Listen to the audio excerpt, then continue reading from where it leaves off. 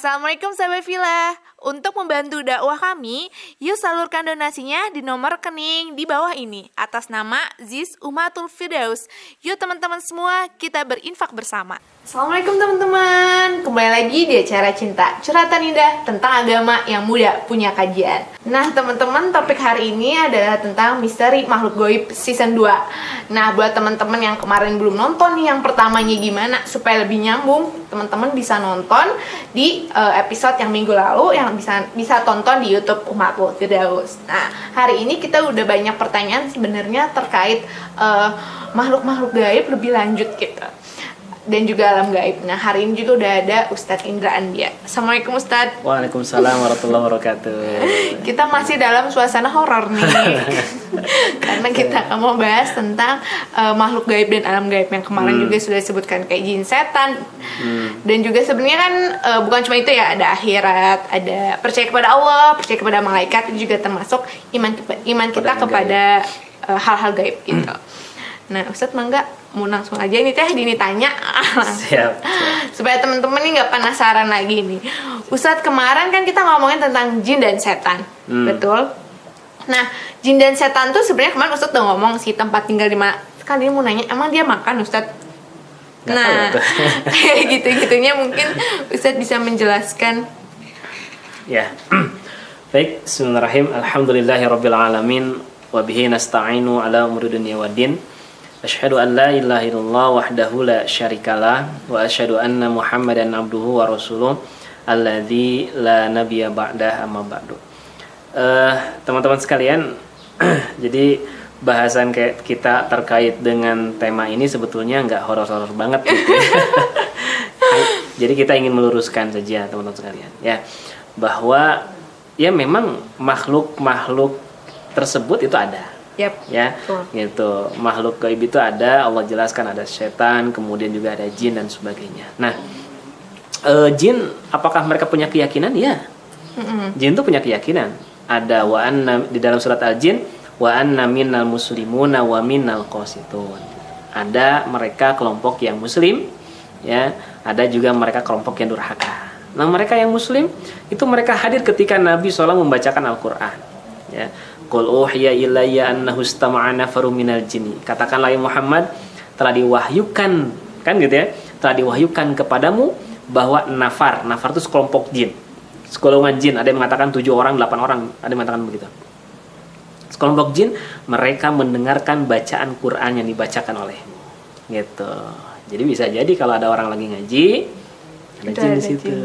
Tapi jinnya baik ya Ustadz ya. Iya, jin muslim kan jin gitu. Muslim. Sehingga si jin ini mengajak yang lain supaya masuk Islam gitu. Ada jin yang qasitun, nah jin yang durhaka. Nah, jin yang durhaka ini yang biasanya yang memang tugasnya mengganggu manusia. Ya. Itu supaya apa? Intinya sih gini, mereka tuh supaya manusia berbuat syirik kepada Allah gitu. Sekarang gini, kita bisa nggak minta bantuan sama jin? Bisa. Ya. Dalilnya jelas, wa annahu kana rijalum minal insi ya'udzuna birijalin minal jinni. Bahwa ada sekelompok manusia, mereka meminta perlindungan kepada sekelompok jin. Mereka siap bantu, Dini misalkan minta bantuan sama mereka. Aku nggak mau, makasih Allah. Cukup Allah saja. Masya Allah, di iman tingkat tinggi ini. Ya. Amin. Gitu. Jadi ketika orang minta bantuan sama jin, jin mau. Gitu. Siap, saya bantu Anda. Tapi kata jin, wani piro kan gitu. Ya. Jadi mereka mau bantu kita, tapi apa yang akan kita serahkan untuk mereka? Makanya biasanya mereka suka minta, tolong dong, misalkan sembelihin apa gitu kan, sembelihin binatang atau siapkan apa. Nah, ketika kita menyembelih binatang bukan karena Allah, apa itu? Syirik. Kita sudah jatuh, sudah terjebak gitu. Ya. Jadi tujuannya mereka memang begitu. Tujuannya supaya kita terjebak, ikut kepada jalan-jalan mereka. Mereka sudah berhasil. Gitu. Semoga ya. kita semua dijauhi ya Allah. Iya, benar kan Ustaz? Iya, ya kita ya nggak perlu kemudian kita meminta perlindungan kepada jin, tapi kita hendaklah minta perlindungan kepada Allah yang menciptakan mereka, gitu. Ya. Nah, ada juga misalkan apakah mereka makan, dari pertanyaannya? Iya, mereka makan. Apakah mereka makan?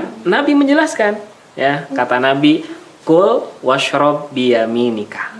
Makan, minum pakai tangan kanan. Fa inna syaitona ya'kulu wa yashrabu bisimalihi. Karena setan itu makan dan minum dengan tangan kiri. Jadi setan itu minum dan makan pakai tangan kiri. Oh, berarti bukan ketika kita makan pakai tangan kiri itu setan jadi makan makanan kita, bukan ya Ustaz? Tapi kita jadi menyerupai setan. Menyerupai kebiasaan mereka makan gitu. Ya, makanya kan ketika ada seseorang dihidangkan makanan, kemudian dia langsung makan gitu. Kata Nabi, sudah baca bismillah belum? Belum. Itu sudah pertengahan ya. Nabi mengajarkan sebuah doa, ucapkan bismillahi fi awwalihi wa akhirihi, ya, dengan nama Allah dari awal sampai akhir. Kata Nabi, ketika dia mengucapkan doa itu, setan memuntahkan makanannya. Gitu. Ya, jadi kalau kita makan ya nggak baca doa, nggak menyebut bismillah, itu setan makan barang kita. Gitu. Dini tidur nggak baca doa, tidur bareng jin. Ya. Suka lupa Ustaz, suka tibra ya. gitu langsung tidur. Gitu. Iya. Makanya Nabi SAW mengajarkan kepada kita kan gitu. Mau makan kita baca bismillah, mau tidur kita baca bismillah kan gitu. Supaya memang ya aktivitas kita juga ada nilai-nilai ibadah gitu. Ya. Betul. Termasuk terlindungi dari gangguan-gangguan mereka. Tuh, nih teman-teman nih. Gimana udah terjawab ya, ternyata mereka makan kalau misalnya kita pakai tangan kiri ya Ustadz ya, ikut makan. Jadi kita membiasakan diri untuk selalu baca bismillah ya Ustadz ya, supaya kita terjauh dari gangguan mereka. Nah, satu lagi ada pertanyaan lagi Ustadz, karena ini banyak banget nih info-info biasa ya kalau di internet kadang tuh banyak hoaxnya. Kita tanyakan sama Ustadz, jin tuh bisa menyakiti manusia atau enggak sih Ustadz? Menyakiti ya, gimana cara menyakitinya? Yang ada yang aku pernah dengar katanya kayak hamil sama jin gitu. Aku kan jadi kayak takut ya, mana Hamil sama jin. jin. Ya. Jadi kalau kita berlindung kepada Allah tidak akan terjadi ya. Gitu. Ya memang ada cerita-cerita begitu, tapi kan? wallahu alam benar atau tidaknya gitu ya. Gitu. Jadi memang pernah terjadi di zaman Nabi. Jadi pernah terjadi di zaman Nabi, tapi bukan hamil sama jin. Jadi ada suaminya pergi ya. Suaminya pergi.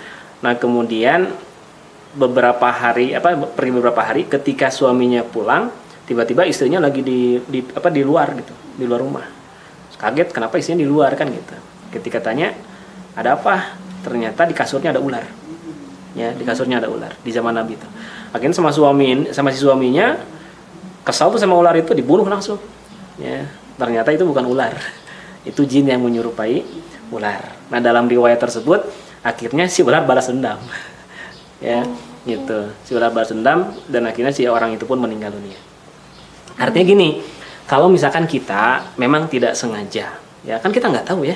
Kita nggak tahu, kita nggak sengaja, maka ya udah kita minta pertolongan sama Allah, kita minta perlindungan kepada Allah. Jadi kalau misalkan kita masuk sebuah tempat yang kita nggak tahu apakah mereka ada di situ atau enggak kan gitu ya, kita minta sama Allah. Kalaulah memang mengganggu mereka ya, mungkin bahasa Sunda mah wayahna. Nah ini kan alam kita bukan alam mereka kan gitu ya. Jadi silakan Anda tinggal di sini, jangan ganggu, atau Anda pergi karena saya akan menempati tempat ini kan gitu. Ya. Jangan takut teman-teman, karena sebenarnya mereka itu memang bukan alamnya bukan di sini gitu. Ketika mereka di sini berarti mereka yang salah gitu ya Ustaz ya gitu. Jadi gini Din, ketika mereka misalkan menyakiti manusia, sebetulnya susah juga mereka menyakiti. Karena beda alam juga ya Ustaz. Iya, beda alam. Dan sekarang bayangin aja kalau misalkan manusia disakiti sama jin misalkannya, kita kan nggak bisa melihat mereka. Tiba-tiba ada orang mati dibunuh gitu, ya, sama jin. Mati kayak gitu. Kan enak banget gitu mereka ya. Karena kita nggak bisa melihat mereka. Nah, artinya bahwa mereka pun nggak akan sembarangan gitu. Ya, tidak akan sembarangan melakukan sesuatu kalau manusianya yang tidak memulai. Ya. Gitu iya, maka kita minta pertolongan sama Allah ya. Oh. Memang yang pertama memang harus selalu meminta perlindungan kepada Allah. Betul. Ustaz. Nah, sekarang terus apa yang terlarang bagi kita nih Ustaz? Sebagai manusia terkait dengan jin. Misal boleh nggak kita ngobrol gitu misalnya, aduh nggak ada teman ngobrol gitu. Udah ke tempat kosong gitu. Emang nggak ada teman gitu. Harus ngobrol. Ya, jadi gini, pertama apa yang terlarang itu, satu, kita tidak boleh menyembah kepada mereka. Oh iya. Ya, semoga kita jauhkan ya Ustaz. Ya, karena ada manusia-manusia yang menyembah kepada mereka. Ya. Jadi gini, dalam sebuah riwayat itu, di sebuah tempat itu mereka berpenghuni di situ. Kemudian datang sekelompok musafir atau sekelompok orang. Awalnya si jin ini nggak ada masalah gitu. Tapi ketika orang ini kemudian minta izin dan sebagainya gitu ya, kemudian ngasih sesuatu, mereka seneng gitu. Ya mereka senang. Akhirnya ya kalau bahasanya mah ya mereka si jin itu kagok gitu. Jadi diganggu sama mereka apakah dengan penampakan atau sebagainya gitu. Ya. Nah, jadi sebetulnya kita nggak usah menyembah mereka ya, cukup yang kita sembah adalah Allah Subhanahu Wa Taala. Betul setuju. Ya. Kemudian yang kedua, larangan bagi kita ya, kita jangan minta perlindungan kepada mereka ya, seharusnya kita minta perlindungan kepada Allah ya, bukan minta perlindungan kepada mereka. Itu yang keliru. Maka Allah berfirman dalam surat Al-Jin, fazaduhum rohaqa, ketika manusia minta perlindungan kepada jin, itu maka justru akan menambah durhaka, menambah dosa buat mereka ya. Jadi kita yakin ada, tapi sudah masing-masing saja, alam kita di sini, alam mereka di sana gitu. Nggak usah kemudian kita repot-repot ganggu ya gitu kan ya gitu. Nah biasanya ya manusia itu kan kadang sering kali pengen instan ya, akhirnya pengen instan, pengen kaya instan, datang kan gitu ya, minta bantuan ke mereka, pengen dapat jodoh cepet ya, datang ke mereka minta bantuan dan sebagainya gitu. Padahal setiap kita punya jin. Dini pun punya jin. Maksudnya? Iya, masing-masing kita punya jin. Jin apa? Jin korin. Iya. Itu dalilnya jelas, hadisnya jelas. Kullu mauludin wukila lahu qarinuhu. Setiap bayi yang lahir ke muka bumi ditemani oleh korin. Korin itu adalah jin yang menempel pada diri kita. Buat apa? Maaf mau nanya nih, buat apa Ustaz itu tujuannya? Jadi memang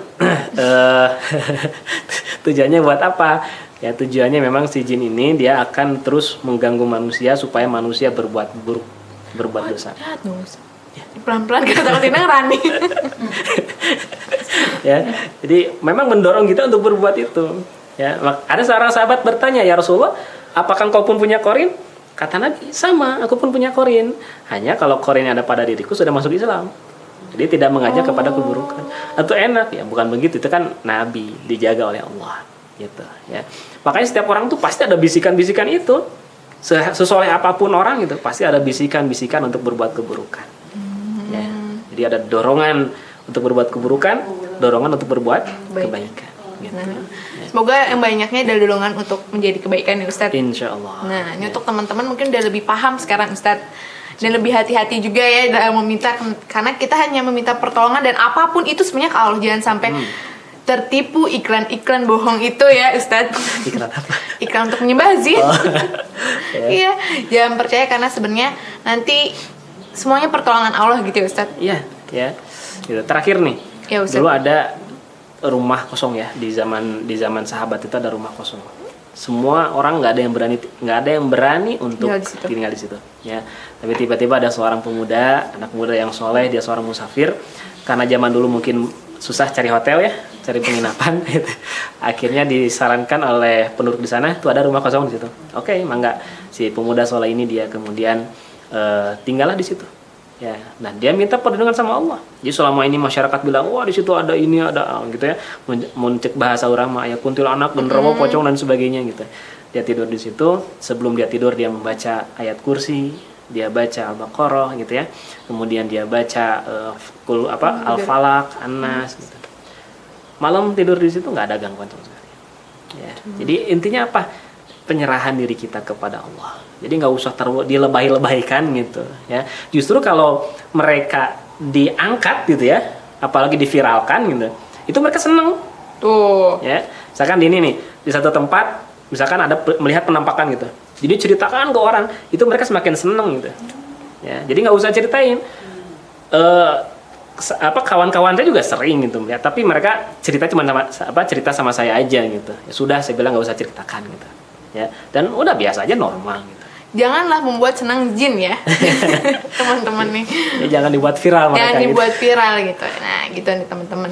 Nah Ustadz sepertinya waktunya udah habis juga. Terus kayaknya udah banyak banget nih pengingat buat kita tentang makhluk-makhluk gaib, jin dan setan dan yang lainnya, dan apa harus kita lakukan. Dan ternyata memang semuanya gimana kita menyerahkan diri kita kepada Allah, berlindung kepada Allah, karena memang semuanya juga milik Allah, dan mereka sebenarnya tidak mengganggu kita gitu ya Ustadz ya, karena kita berbeda alam. Itu yang harus diingat dan harus diluruskan, betul Ustadz.